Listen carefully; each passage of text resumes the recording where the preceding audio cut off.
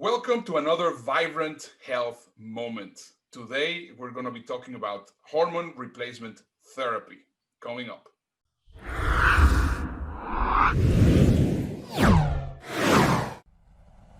So hormone replacement therapy is a really important topic. And if you listen to the name of it, hormone replacement therapy, it means we're replacing what's missing. All right. You don't need hormones if you don't need them. But if you're deficient in them and you're not making enough, you do need them. I always like to say, do we age because we lose our hormones, or do we lose our hormones because we age? And Ernesto, I like to share this with people that, 100 years ago, this conversation didn't matter really because we didn't live as long.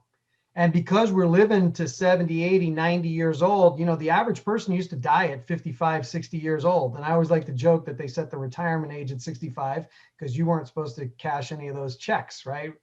And so today it matters more than ever because we lose estrogen, testosterone, thyroid, progesterone, vitamin D3. All these hormones are declining and becoming deficient as we age. And truly, hormones are those messengers in your body that tell every cell and every organ in your body what to do. And when they're not there, the messages from the brain don't get through. So that's really the big idea of hormone replacement therapy. You have to replace what's missing.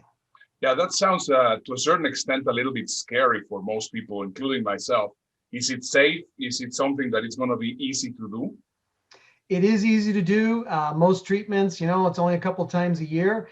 And the scary part has come from the misinformation that's out there in the marketplace. I mean, Ernesto, let's face it, you want to know the truth in medicine, you have to follow the money. And we live in a very, very big pharmaceutical culture. And now you can't patent anything that the human body produces, and you can't patent anything that's available in nature. So the scary, dangerous part in hormones is using synthetic hormones. When you use what we call bioidentical hormones, the hormones that your body has been producing all of your life, there's nothing dangerous about that.